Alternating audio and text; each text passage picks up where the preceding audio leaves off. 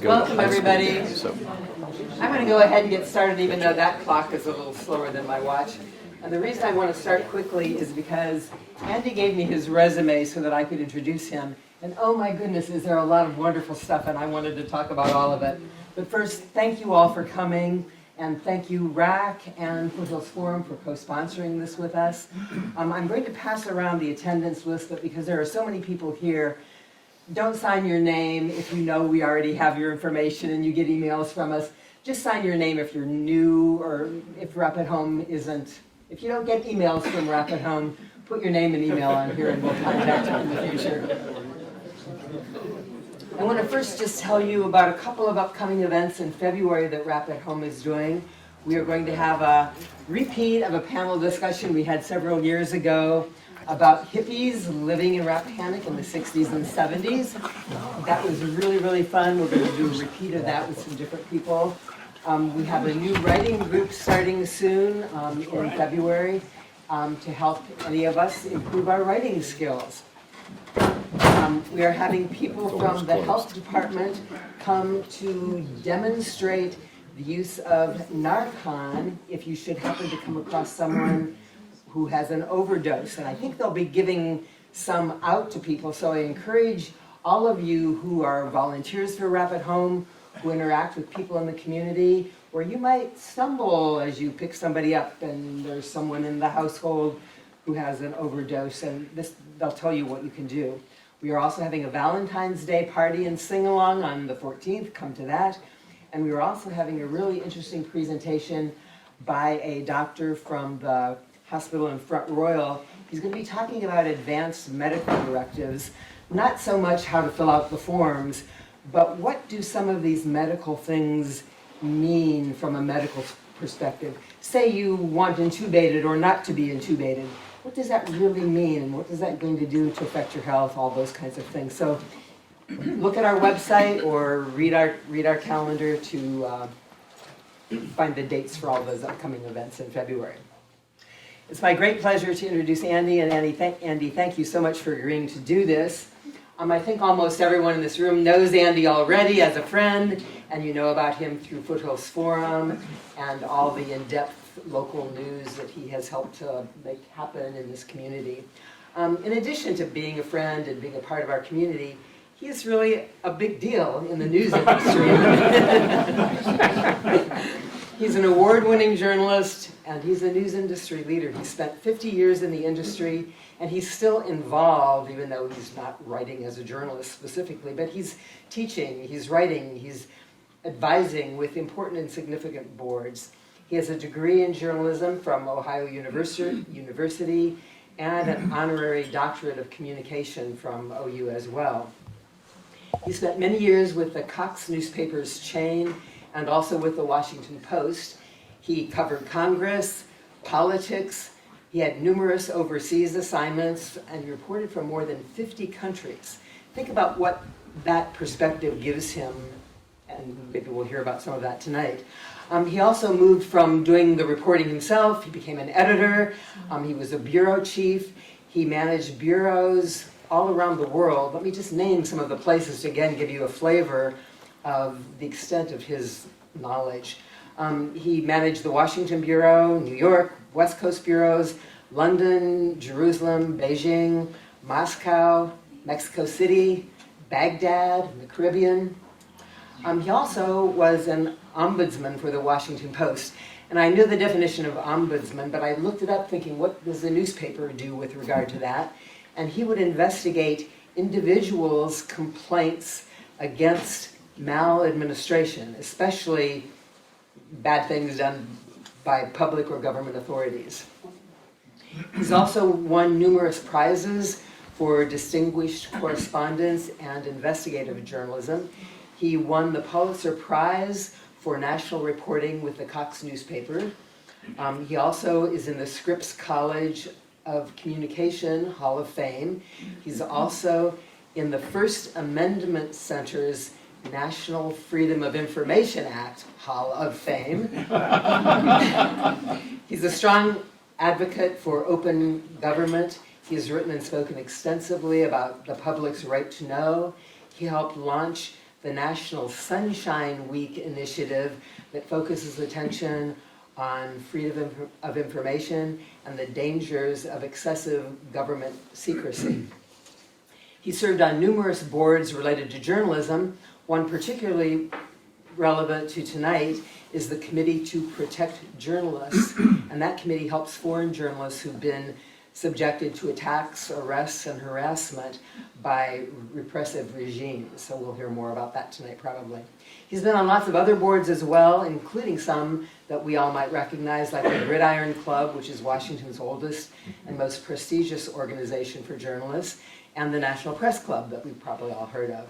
I think Andy could interest us with hours of discussion about his personal experiences as a journalism, about his experiences as an international traveler and analyst of all these different parts of the world.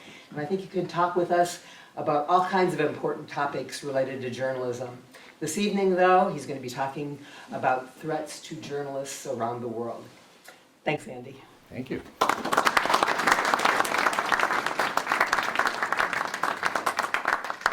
Wow, that was really great. Thank you and good night.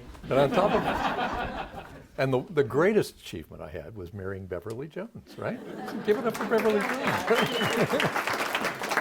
Thank you. All right. Well, now I have to disappoint you. I have not recently written an acclaimed best-selling book on this topic tonight. I have never been on a cable show that has talked about threats to journalists, so I'm not like a big expert there. When you see correspondents on TV covering wars, that's not me. I've never been a war correspondent. I've covered some conflicts. If you want a speech about that, I think Paul McGowan is here. Paul, where are you? Paul, way back there. That's a guy who has done some amazing sustained reporting on in war zones and all that. That's the guy you want. But I do know a fair amount about this, and the reason is when I was young, I started reporting overseas, and as a kid reporter, pretty naive, I did a summer of reporting from Vietnam during the Vietnam War. And then through my career, I've done a number of stints covering armed conflicts in places that people tend not to care much about, but they were interesting to me. So I know from that perspective a lot about this. I also, as Joyce mentioned, I ran the Cox Washington Bureau, I ran foreign bureaus. When you're in a position like that on a daily basis, you're making assessments of where you're going to send reporters, you're doing all sorts of risk assessments. And so I learned a lot about security for journalists when you have to put them in harm's way. And just in case you're wondering, we never sent a correspondent into a dangerous situation that they did not agree that they wanted to go to. You just don't do that because you're going to feel guilty in the end. That's part of the reason. The Committee to Protect Journalists, a tremendous organization. This is one started way back by Walter Cronkite and others, and it was basically the perception that we have press freedoms in the United States, others don't. We can be a beacon for these people. And so I served many terms on that board. It's just a terrific, they actually save lives almost on a weekly basis. And then a couple of years ago, I got hired by NPR with a noted First Amendment attorney to help them investigate the deaths of two of their correspondents who had been ambushed in Anbar province in Afghanistan. And what NPR wanted us to do was investigate and see if any of the security protocols of NPR's internal operations had been breached in any way that might have contributed to the deaths of these correspondents. Turned out that was not the case. But then they asked us to do something that was interesting. They asked us to then talk to the world's leading news organizations and look at all of their security protocols and then make recommendations to NPR to how they can improve theirs. So I'm mentioning all this because I sort of came from some personal experience into this, but have actually been fairly up to date in where this is all heading. And it's, it's getting more dangerous than before. So that might be a good place to start to explain how this has all changed. I want to take you back now 30 years or more, probably more than that, 35 years. So I'm a reporter in the Cox Washington Bureau. This is at a time when newspapers had just gobs of money. I could go to my boss and say, you know, there's a really interesting story in Nepal that we need to, and chances are, unless it was completely harebrained, he would say yes. And as Bev knows, I always had to fly through Paris to get there. I'm surprised I never caught on to that. But anyhow, so about that time, I was talking to an American diplomat, and he had been assigned to the United Nations. And I said, so what is an interesting conflict in the world that has deep American involvement, but nobody knows about? And he said, have you ever heard of the Western Sahara Desert? And I had heard of that, but I confess I didn't know where it is. So now this is the part of this talk that many of you are going to go away and think that, oddly, this is the most memorable thing. Does anyone know what this is? Okay, I see. Half of you think it's a phallic symbol. It's not. All right. This, obviously, is Africa. All right. You have to use your imagination. All right. So the Western Sahara is right there. So you got South Africa down here, Egypt here. I'm so glad that Dennis Brock is not here. He's a graphic. He's right there. I'm sorry, Dennis. Dennis, I can tell you, he's such a graphic genius. He is weeping inside. This is so terrible. Egypt up here. Okay, Morocco here. All right, Algeria here. All right. So the Western Sahara. I'll put it up here so you can all really get a sense of this. Used to be called the Spanish Sahara. Little history lesson here. And for more than 100 years, the Spanish were there. And it was mainly because of bauxite. And it was lucrative at one point, but at some point, the bauxite market internationally sort of dried up. And they were not interested in it. It is very inhospitable. So the terrain is similar. If you went to Albuquerque and got in a car and drove about 50 miles into the desert, you would see it's just crappy scrub brush, all right? And at night, like all deserts, really cold. And in the day, about 120 degrees. So really, really hot. But not a place that's a garden spot, all right? There are no spas there, just put it that way. So anyhow, in the mid-1970s, the Spanish just decided, we've had it with this place. And they literally left within a couple weeks. And there were not that many people there because there were no towns there. So what immediately happened was that the Moroccans said, well, we owned that 1,100 years ago, so it's ours. And what they did was they staged a march. They gave 300,000 people little copies of the Quran, and they symbolically marched into the Western Sahara here. For about a week, Mauritania to the south said, no, we think we want it. And then they quickly realized we can't even manage our own country, so we're not going to try that. So they were out of the picture. The Algerians, who don't like the Moroccans, said, we don't really want to get in a war with them about it, but we would like to find a way to prevent them from having it. And, the indigenous people of the Western Sahara, known by their guerrilla group, the Polisario, they said, okay, it's kind of a crappy place, but it's where our forebears were from. We want it. So they laid claim to it and said, we want independence, all right? So I'm talking to this guy, this diplomat, and I said, so what's so interesting about this? And he said, well, what's happening is that the Moroccans are building a wall out here, and the wall, it's not a traditional wall, they're getting earth movers, and they push the soil up about 10 or 15 or 30 feet. They put landmines in front of it, sensors and everything, and about every half mile, quarter mile, they have an outpost with 10 or 15 guys there in Moroccan military, and they are systematically moving this out. And the Polisario have started on camelback, all right, initially, with ancient rifles, launching attacks on these things. And I said, okay, so how big's the wall? He said, 600 or 700 miles long. I thought, I got to see that, all right? So I said, how do I do that? And he said, well, the Polisario has a representative at the UN, and he could probably help you. So your image of diplomats at the UN is that they've got limousines and fancy apartments and staffs and all this. This would not be the case with the Polisario. The Polisario representative was in his late 20s. He lived in a group house in Queens. I met him at a coffee shop, and remember he had tennis shoes on, blue jeans, and a t-shirt, all right? But he did say, I can get you there, all right? So he said, what you need to do is you got to go to Paris. I thought, I'm in, I'm there. I know I can sell this to my boss, all right? So go to Paris, and there will be a contact there that you need to contact. And then that contact will tell you when to fly to Algiers on a map. Algiers, here, all right?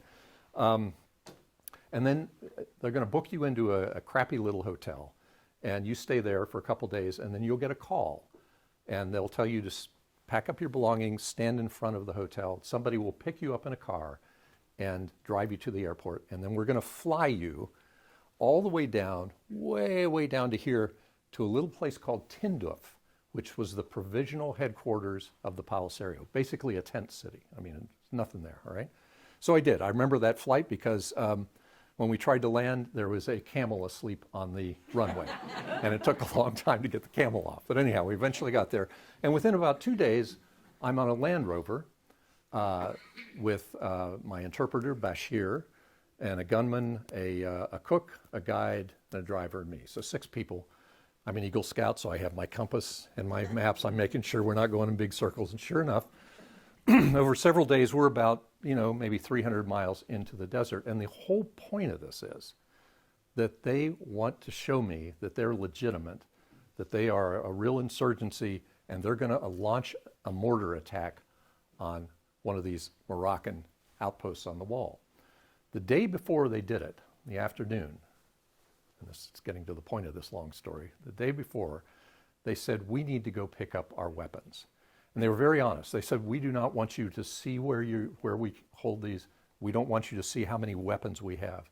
So what they did was they said, we're going to leave you at this oasis. Now this oasis is about the size of this building, and it's like brush. It's nothing. It's not grass or anything. Gave me this giant bottle of water, and they said, we will be back in 6 or 8 hours to pick you up, all right? Now this is all pre-internet, pre-digital.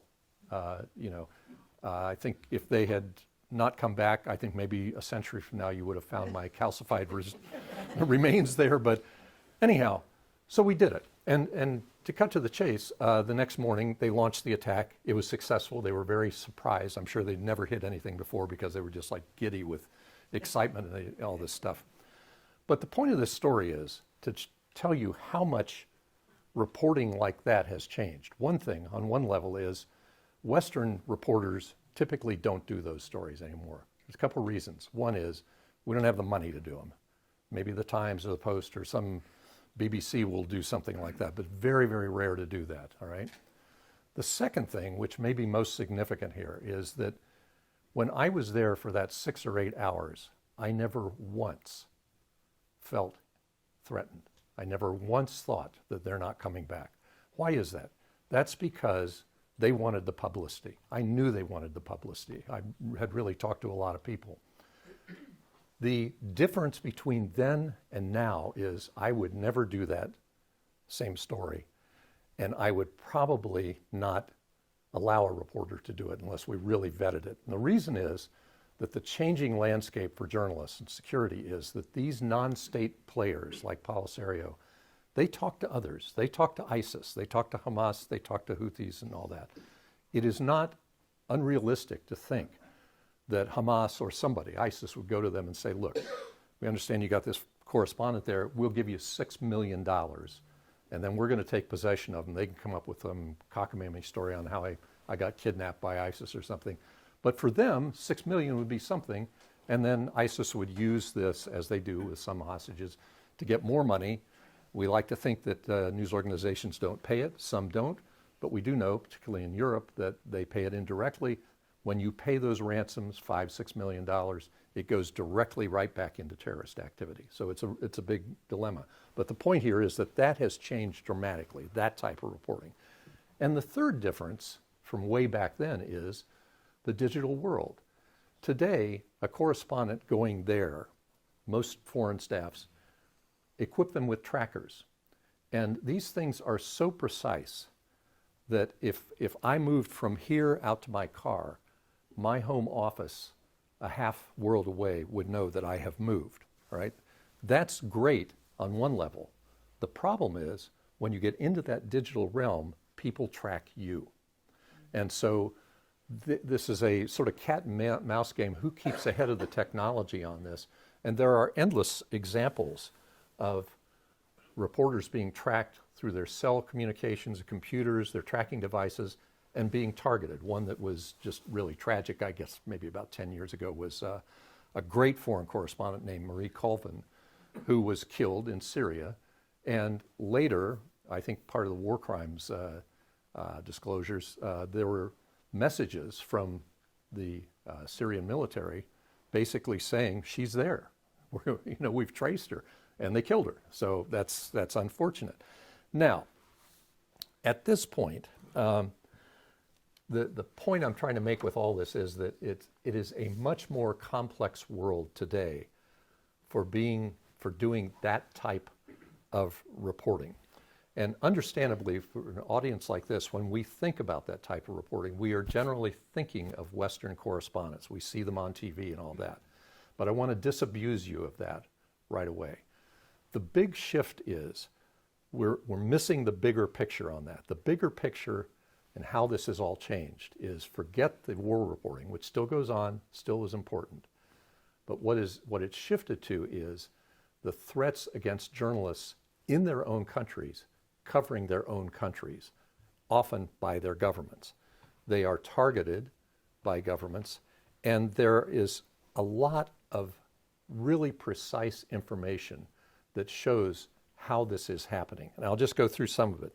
There have been increased targeted killings, but one of the things that is clear from the data from the Committee to Protect Journalists, which I think is the most credible because they're so careful and they're conservative in this, that there has been a noticeable spike in the last 10 years of killings of journalists in their own countries. And here's the most disturbing statistic within that statistic. Roughly 80% of the cases, there are murders with impunity. No one is charged, and in most cases, there's not even an investigation. So that is one standard that's changed. Another is that there are increasing numbers of journalists that simply go missing. This is like Argentina all over again when we had the missing period. But nobody knows where they are. They're obviously apprehended, killed by somebody, maybe the state, maybe state supporters or whatever. Those numbers last year, I think the most recent numbers were the highest single year numbers ever. May not seem like a lot. I think it was 393 missing journalists. That's still a fairly high number. Third category, journalists imprisoned. Last year, the highest number ever. This happens in places a lot like Turkey. I was on a delegation there once 8 years ago. We went to see the president of Turkey, Erdogan, who is a real son of a bitch, I might say, pretty tough guy. At that time, Turkey was the leading jailer of journalists in the world, ahead of China, everybody else. Right? When you got into these cases of who got jailed, it didn't take much to get you thrown in jail. A typical story would be Turkey was involved in Syria. There's a column that's critical of the president's policy, in jail. I mean, and a lot of these people that we talked to, families, said, our loved one, our journalist, is in jail. He's been there or she's been there for over a year. There are no charges, and they don't have access to legal counsel. So one of the great victories we had out of this one was we got them to agree to at least let these people who had been in prison for more than a year to at least see an attorney, to see what's going on. Another trend that is disturbing, this is hard to define. It is basically, I'd put it in the category of governments destroying the lives of journalists. This is a common tactic now. You might throw the journalist in jail, but short of that, you might bring a bogus tax case against them, ruin them financially, make sure that neither their spouse nor their children nor their relatives can get any kind of government jobs. The children can't get into the schools they want to. It just makes your life so utterly miserable that it's hardly worth doing it. And then the targeting of journalists by non-state players. And in this category, what stands out is Mexico and the cartels.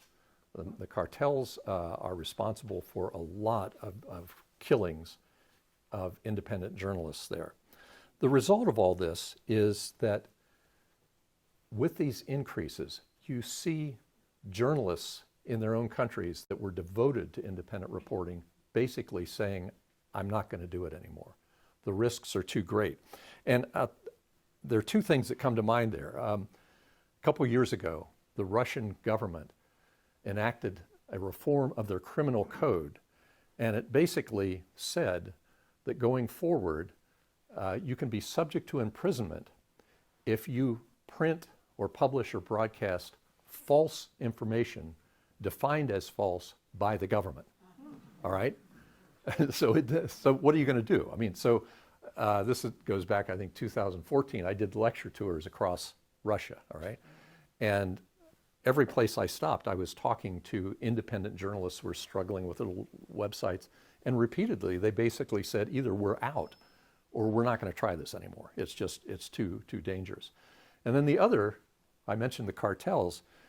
I was with CPJ on a mission to Mexico City, and we met with the president of Mexico. We're trying to get them to federalize the crime of killing a journalist, all right? And the reason for that was they couldn't rely on the state legal apparatus. It was just too corrupt, and they're not going to do it, all right? So afterwards, we had a little discussion with Mexican newspaper editors who had come there.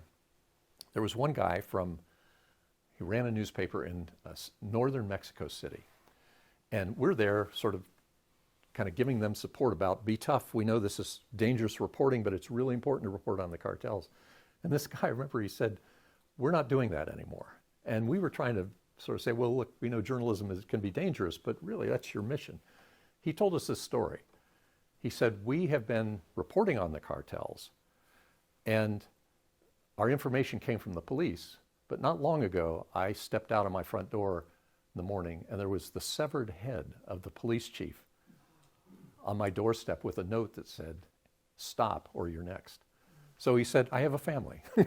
so he didn't do that anymore. So, that really complicates the security for journalists in so many ways. I want to just maybe pause here and stress something. There are lots of people that get killed in their jobs around the world, and I do not want to imply that journalists are special people. But I do think that journalists occupy a special place in societies. They bear witness to wrongdoing. They serve as watchdogs. They give voice to people who don't have voices. In that regard, I think it's really important that we try to preserve sort of the free flow of information and the ability of journalists to operate independently. Now, one huge change and a complicating security shift, maybe the biggest one, is that for most of my career, we as journalists, even when we hired foreign nationals to be journalists, we worried about their personal safety. The biggest shift now is protecting your digital security or your digital security. By that I mean that when you're a journalist, you are relying on people to give you information. And when you're operating in a country, whether your own or someone else's, you are constantly communicating with these people that are often on a confidential basis giving you information. Well, a trend in journalism is obviously we use encryption out the wazoo. I mean, the Signal is a big one. I mean, we encrypt as many communications like that. But there is a battle going on with in authoritarian regimes where they are systematically trying to infect computers with spyware that unscrambles these communications. And the interesting thing about this is in many countries, they will let you, even in authoritarian countries, they will let reporters freely report, but they're monitoring you. And when you're done reporting, they will find your sources and they will destroy them. And so my point here is that the journalists, going back from when I'm just sitting in an oasis, just drinking a bottle of water, waiting for swim, it is so much more complicated now. And the responsibility of the journalists is not just for themselves, it's for everyone else. So, what's the situation in the United States? I would say worsening. We have to put this in context. Okay, we're an older county, so for many of you, you'll know this. Nixon had an enemies list, and there were a lot of journalists on it. You may recall that in the Nixon White House, in the Charles Colson office, there was a credible plan to assassinate columnist Jack Anderson until somebody stepped in and said, that's probably not a very good idea. We might be found out. So they didn't do it. But think about it. So, and also some of the great leaders in America who have talked eloquently about the importance of journalists operating freely, they have hated the press. And they have done amazingly bad things. Abraham Lincoln jailed 2 New York editors who wrote something that he didn't like, and he threw them in jail with no court, no trial, anything. Thomas Jefferson has talked eloquently about the press. He's also spoken about how much he hated the press, you know. That is nothing new. But in the digital era, there are changes. And these shifts, I think, have mobilized many people who are predisposed to dislike the press to get very, very close to the edge of really doing something systematically bad to journalists. Let's remember, on January 6th, you all saw this. Scrawled in the door of the Capitol was the phrase, "Murder the media." And as that was being scrawled there were people out on the plaza of the Capitol destroying the equipment of the Associated Press because they were members of the press. That is not good. A lot of people don't realize now that there is such concern in news organizations about the safety of reporters who cover political campaigns that they now put their reporters through what we call hostile environment training. That used to be reserved for when we would send a correspondent overseas to a war zone. They're trying to teach them how to read mob mentality. And you think this might not happen, but I've actually been around situations where it gets very close. There's chanting, and then add to that someone who is inciting them and basically saying, this is okay, you've got a problem. I guess it was last November, I was on a call, one of my last board meetings at the Committee to Protect Journalists, and they had done a study looking at threats to Washington correspondents, specifically White House correspondents. And the president of CPJ, and I actually wrote this down at the time, she said, what we have found is that there are, quote, credible death threats on a daily basis. Now, a credible death threat typically means it's not like the nasty emails we get, but it is basically something that is very graphic or very specific about you, your family, enough that it would trigger going to the FBI, going to local law enforcement if you knew where it was coming from. Thankfully, nothing has happened yet. We would hope that it wouldn't. But then you think back just a couple years ago, a guy with a gun went to the Capital Gazette in Annapolis and executed 5 journalists because he was angry. So, and I have to say, Donald Trump does not help this. It's not just enemies of the people, but just a couple months ago, you may recall that in a speech, a public speech, he said that what we need to do with journalists who have possession of classified information is we need to convict them, throw them in prison, and have them gang raped until they reveal their sources. Really? So, pretty tough. Now, where are we as a country in this broad context of press freedom, which gets into security for journalists and their ability to operate freely? Probably the gold standard for evaluating press freedom is something called the World Press Freedom Index. It's done every year, has maybe 30 indices that you evaluate a country. Do they censor the press? Do they throw reporters in jail? What is the level of political threats and all this? The United States now is 45th in the world out of 180. We are just behind Tonga and just ahead of Gambia, all right? The worst countries, you could probably guess these: North Korea, think before them China, Vietnam, Iran. The best countries are the Nordic countries, and they are consistently every year. This past year, Norway was number 1. Ireland was number 2. But the next 5 slots were all Nordic countries. And I think it's a really interesting look at why that is, and I'll get to that in a minute. But clearly there is something about that region and the way they interact with the press that is not going on elsewhere in the world. We can learn from it. So if you project ahead, I'm not here tonight to tell you that we are on the brink of journalists being assassinated en masse and all that, but I do think that we're on a path that we have to be very careful of.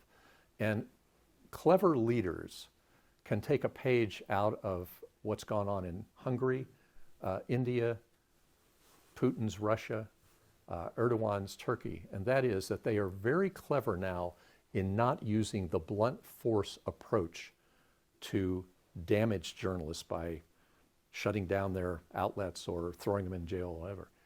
They get others to do their dirty work.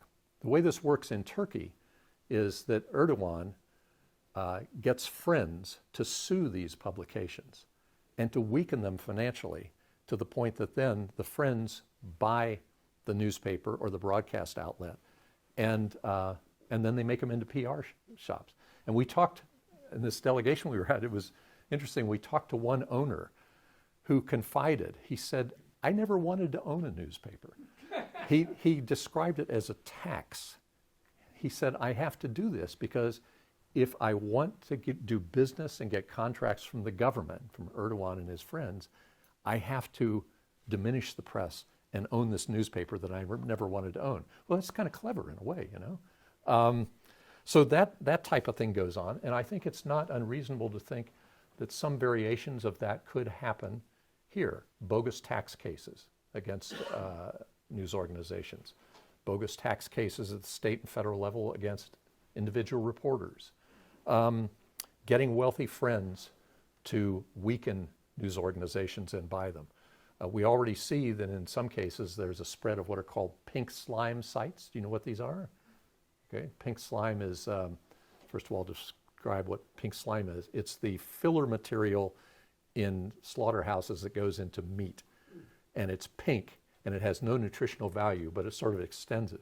Well, what pink slime sites are, and they're popping up all over the country, they are sites that are made to look like your Rappahannock Times. It's a local site. Has nothing to do with your site. They try to get advertising, and then they become highly ideological. And so in a nation that is confused about what the news media is anyhow, it just further degrades that. I think we could see a lot more of that happening. I also think weaponizing the Espionage Act is very likely to happen. And this always amuses me. I mean, president after president has complained about leaks of national security, and yet we know that presidents, including Trump, including George W. Bush, they were major leakers, all right? It always amuses me when the Senate gets so exercised and the Senate Intelligence Committee says, we're going to investigate this because there's a leak of national security information. Invariably, it came from them, So eventually, they really don't want to investigate that. But I think we can expect that as a trend to further weaken journalists. And then I think weakening freedom of information laws. Virginia has, in my opinion, terrible open records laws. I think they could be weakened even further just to prevent journalists from gathering that information.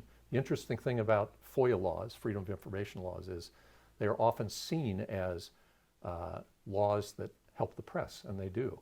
But they're really about the people. That's the way they were born, the ability of any of you to go and try to get information from your government that is your information unless it is statutorily protected by law. I think that could be weakened. Denying credentials to journalists, it's already started. The Trump campaign now routinely denies credentials for events. They have the right to do that. Will they try and do it when, if Trump were to become president again? I think it's very possible. So that is the way it works. And I'll leave you with one really telling story about when I was doing these tours of Russia. One of them, did it 2 times over 2 years. Both times I ended up in Vladivostok. I won't draw maps, so don't worry about it. All right? Vladivostok is as far east as you can go in Russia, 9 hours by plane from Moscow. It is the former home of the Soviet Navy, and it was a closed city during the Cold War. It is big, 2 or 3 million people, in my opinion, quite ugly, and really tough, really just Russian tough, you know. So I'm there talking to different independent journalists, and I get the word that some guy who owns a TV station there wants desperately to meet with me. So I finally agreed, okay. So turns out this guy owns a successful TV station in Vladivostok, and it was independent, all right, not government controlled. And he owns a bunch of hotels, and in those hotels are restaurants. So we meet in one of his hotels in one of the restaurants.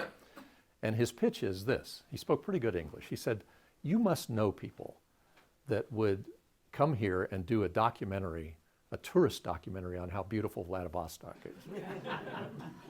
I told him, yes, in fact, I did know someone who might do this. I didn't say, that's going to be a tough sell, but a lot of editing that goes into that one. But anyhow, and he said, here's the deal. If they come here, they and their crew can stay free in our hotels, and all their meals will be free in the restaurants.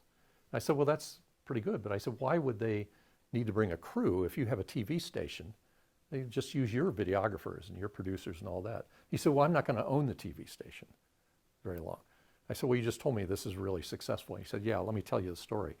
He said, about 6 months ago, in that very restaurant where we were sitting, he said, 2 of Putin's people came to see me, and they said, we'd like to buy your TV station. And he said, it's not for sale. He said they were very polite. They wrote down a purchase offer on a piece of paper and gave it to him, and he looked at it, and he said, no, I'm just not interested. And he said they were very polite. They said, okay, thanks, nice meeting. They went away. But then he said, just about a month earlier, they had asked for another meeting. Came back, same thing. We'd like to buy your TV station. He said, I'm not interested. They wrote down a figure, a purchase price, on a piece of paper and gave it to him. It was 30% less than the first one. All right? And I think that's such a great story because it tells about how the press is weakened in societies like that. Again, it's clever leaders are not just by force taking over news organizations. They're doing it in a sort of clever way. So what can be done about this? Well, I think 2 things, and then we'd be happy to take some questions and discuss this. But I think I don't have an answer, but one thing that is important, I think, that we need more voices, even at the local level, talking about the importance of journalism. I have great sympathy for the public when you see these polls and they say, you know, the trust level in the news media is 28%. Okay, that disturbs me. But my sympathy with the public is, what is the news media, all right? Is the news media Sean Hannity? Is it Bob Woodward?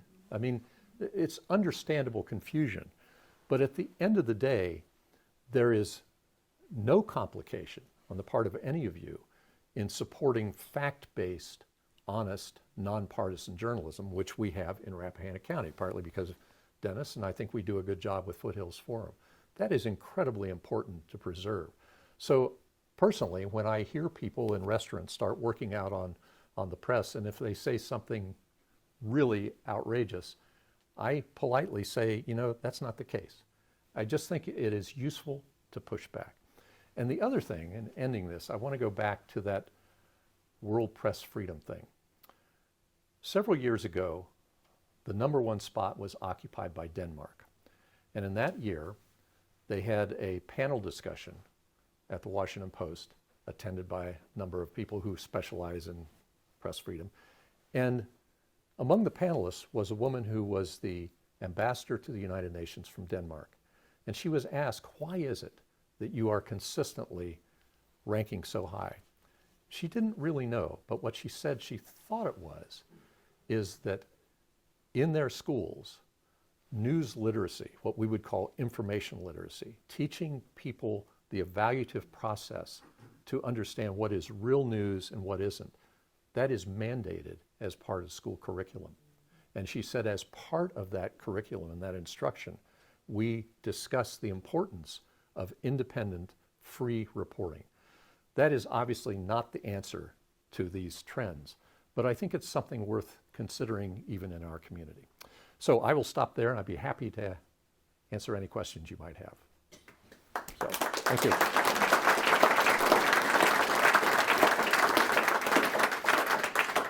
A question, yeah. Hi, thank you very much. Appreciate it. I wonder if you have any comments about the current situation in Gaza, where over 100, maybe 130 press, cameramen, reporters have been murdered, basically with our bombs, and targeted. I believe targeted. Yeah. I'm not an expert on this, but I do follow it. So I didn't know the number was that high. The last I heard, again, I rely on the Committee to Protect Journalists, it was 83, which is still a very high number. There have been accusations of Israeli targeting. That's not new. That's happened in the West Bank, places like that. I don't know the truth of that. There's often investigations, sometimes there aren't. But I think one thing that I have been interested in is the commentary, public commentary around that. And there is a certain thread of conversation that, well, those, let's say it's 83, those are Palestinians, you know? And you know, my reaction is, what a silly distinction. Many of them are working for US or Western outlets. They may be working for outlets that do have ideologies. In some countries, Al Jazeera operatives do have ideologies, but they are there bearing witness. They are videographers. They are tracking what's happening. So it's tragic. It's absolutely tragic. And I hope we don't get to a point where it's mass targeting of journalists just to try to obliterate what's happening. Yeah, it is. And no comment from Biden. Yeah. So, yes. Yeah, great presentation, Andy. I'm wondering. So one side of the equation is that journalists are in danger and in trouble. But the other side of the equation is that the public needs information, the news. And so if the journalists aren't there to provide the news, where should we be getting information that's reliable? And, you know, obviously that is perhaps selfish to think of it that way. Yeah. But we still need the news. Absolutely. Where do we go? Well, I think nationally we will always have those fact-based organizations. I mean, we will. The New York Times is doing very well. I think that is the gold standard. I think the Washington Post, which is struggling financially, is still very reliable. AP, there are a lot of those organizations. But let me turn this a little bit and talk about the importance of having that information locally. Yeah. I don't mean to interrupt you, but I understand that if they're not sending reporters into the Donbass region to find out what's going on there, or into Gaza to find out what's going on there, in other words, if they're not sending the people who bear witness, okay, I got you. then their reporting is going to be maybe secondhand, or you know, so that's It might be, and that's a problem. So what's the answer? I think it's a complicated answer, but it is often relying more on foreign nationals, but training becomes a huge part of that, to train them on the standards of verification and the necessity of being neutral in their reporting. That's harder than you think. I mean, I remember when I was running our war coverage out of Baghdad, we had a really great correspondent there, Larry Kaplow, who's now with NPR, but some of you, again, we're an older county, but some of you may remember the name Herb Kaplow, who was a network correspondent. This is Herb's son, and he was just a terrific reporter. We were not the New York Times. We weren't CNN. We were Larry hiring 6 different local nationals to go out and report, because it was difficult for Larry, being a Westerner, to go out and go outside the green zone is just too dangerous. The complication of doing that was just amazing. He would try to hire 3 Sunnis and 3 Shias, all right? Because he knew that they came from different perspectives. He would try to train them. But then he also knew that periodically he would have to fire them and hire new people because they became too close to those people they were ideologically aligned to, even though he trained them about the importance of being neutral. So my point is, I don't have the answer to that, but when part of the answer is hiring foreign nationals, training them, but it's bloody difficult. Very, very difficult to do. Yeah. What about the frustration over, for example, justice for Jamal Khashoggi? Mm-hmm. I mean, how do you, the United States, he was a Washington Post reporter, right, seek justice for that criminal activity, that homicide? Well, I have to compliment the Post for. Could you repeat the question? Yeah, I'm sorry. Jamal Khashoggi was a columnist who worked with the Washington Post and others, and he was in Istanbul. I think it was Istanbul, was it? And he went to the Saudi embassy to get a visa, and he disappeared. And the Turks basically outed him. And if you really get into that, it's amazing how they dismembered his body and tried to cover up the smell. I mean, it was an incredible story. But how do you keep that in the forefront? There are certain organizations that do. CPJ does, Reporters Without Borders, the National Press Club. I think what you need is leaders who basically continue to raise that. Now, that's a difficult diplomatic thing because we need the Saudis and for all sorts of reasons. But that does not mean that you can't call it out in the strongest terms. And it's a diplomatic question. I think we're at the end of it. I mean, my personal feeling is people are starting to forget, which I think is a tragedy, because what happened to him was just a planned execution and a lie, a huge lie.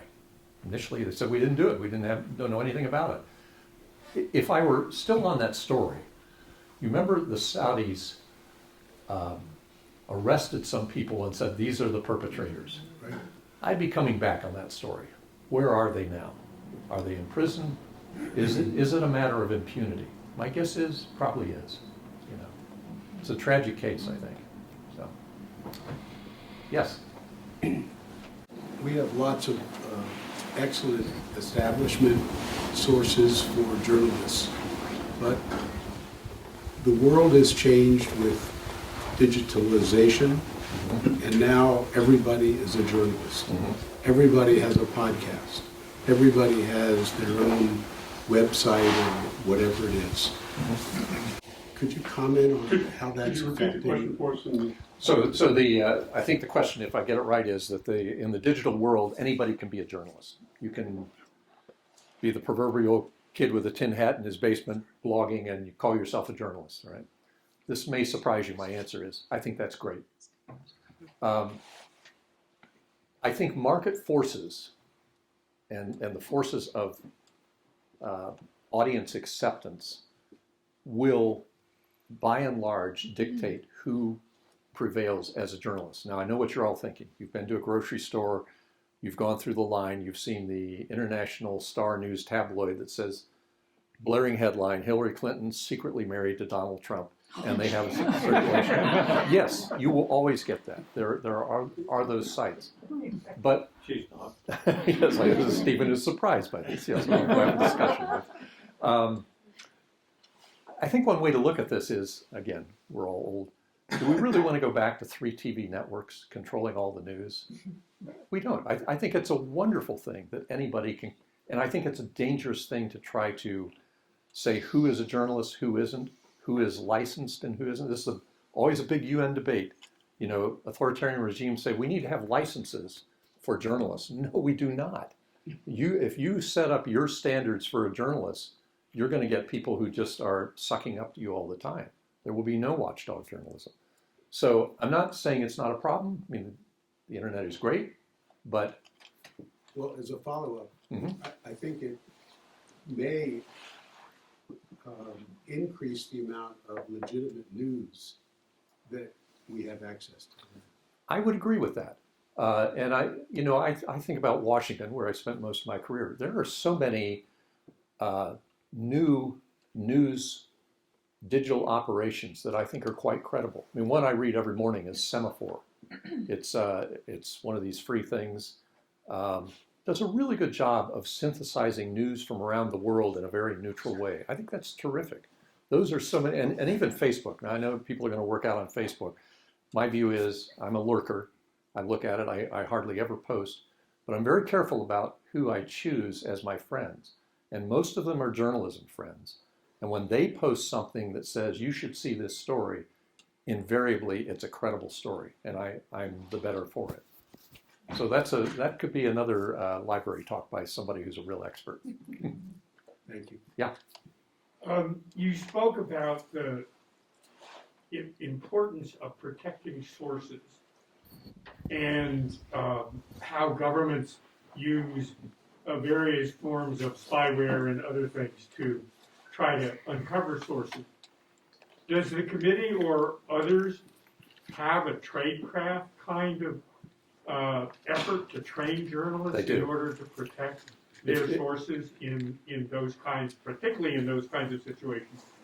But I think it's relevant in this country. Yeah, it as is well. increasingly in this country, and you know, in this country, it could be not just that the government is surveilling; it could be individuals, others. The answer is yes, and if you go on the site of the Committee to Protect Journalists, they have a whole massive section on journalist security and journalist digital security, and it will get in the weeds on what types of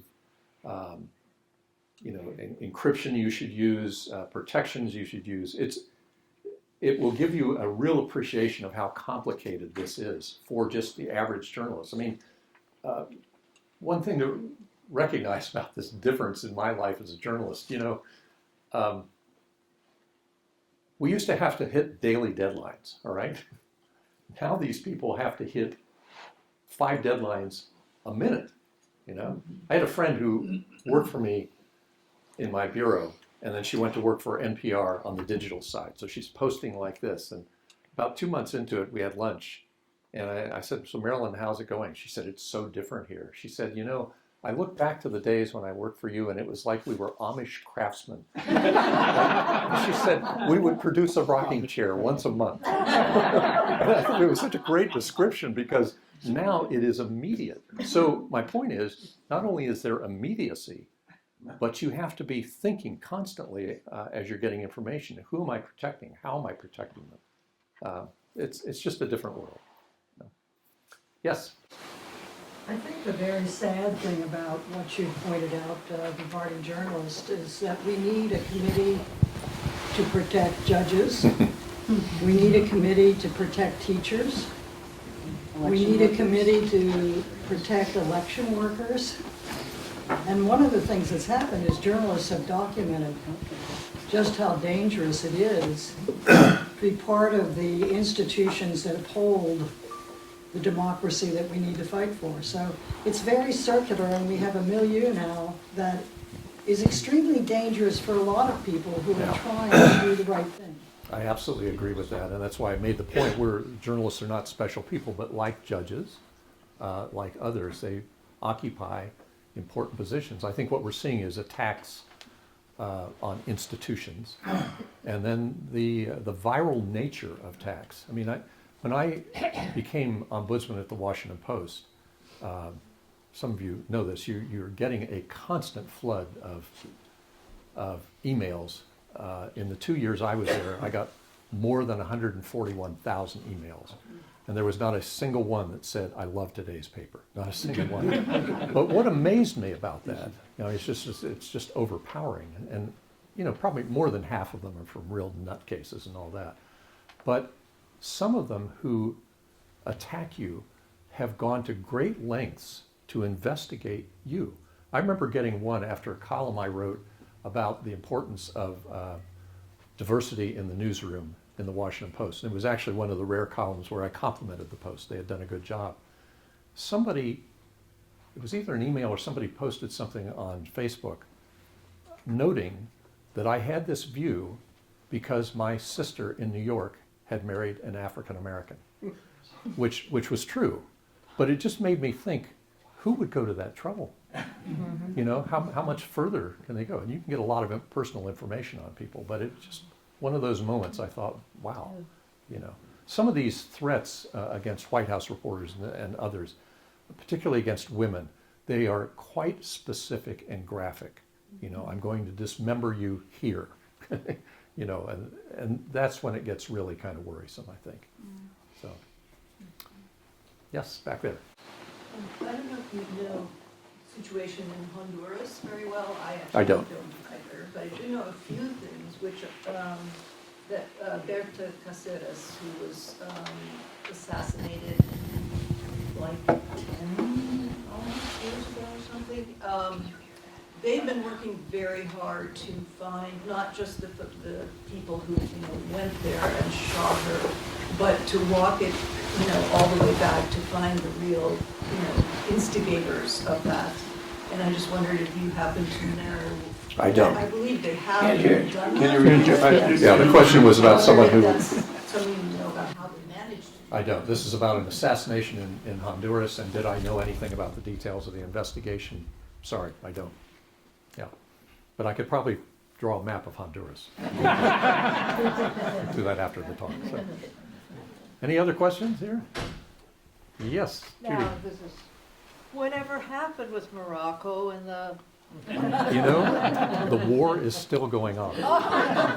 And I'll just leave you with this. You know, the wonderful thing about being a journalist is you have some really funny stories to tell. And Bev knows this one, but so I mentioned that they launched this attack at dawn. See, the Polisario are very romantic figures. They, at the time I was there, they traveled at night in their Land Rovers. And the reason was if you traveled in the day, it's a desert. It throws up flares. And you got these Moroccans that are looking and say, okay, a flare there.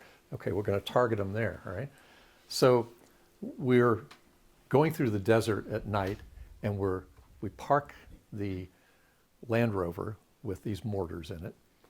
And then we have to walk, maybe I would say 3/4 of a mile to get close to the wall to launch the attack. And they launched the attack, and as I mentioned, they hit something, and it was like big billowing smoke. And they were so surprised. They were going like, I can't believe it, you know, we did something. I remember that so distinctly because what you have to do after that attack is you have to run and get in your vehicle, run back there, drive to what are called wadis, or crevices where you hide, because everybody knew that when there was an attack, the Moroccans would scramble their jets with cluster bombs, and you had about a half an hour to hide yourself, all right? Okay, so we did this, all right?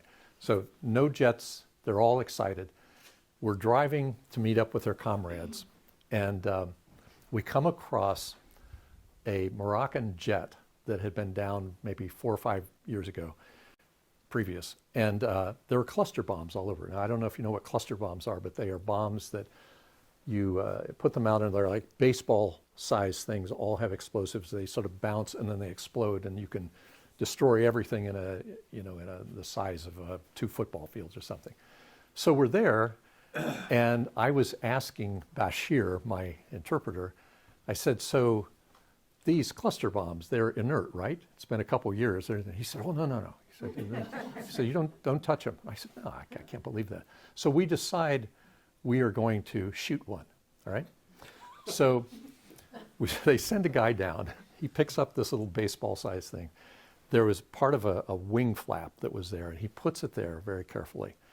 Comes running back. They all have AK-47s. And one guy kneels down. He's taking aim like this. And he looks at me, and he thought, well, you're kind of the guest of honor, so you do this, all right? So I don't know anything about weapons. I'm blind as a bat.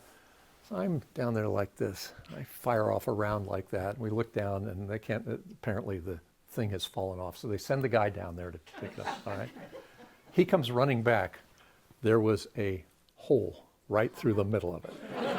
And later that day, when we met up with the colleagues, they had sort of a festival celebration. I remember they slaughtered a goat, and they were giving me pieces of the liver to try and eat. It's a great delicacy and all this stuff.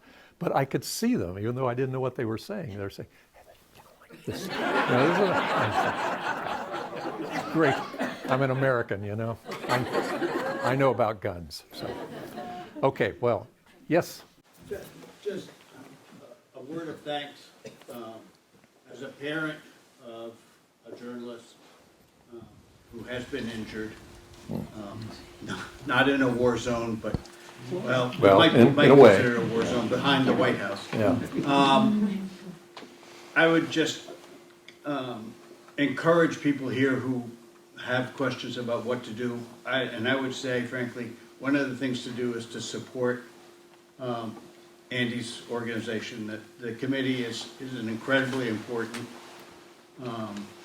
organization and deserve all of our support, financial as well as verbal. So thank you. Thank you. Thank you. Appreciate it. Thank you very much, Andy. Thank you all again. Wonderful questions. Good. This will be on eBay for anybody who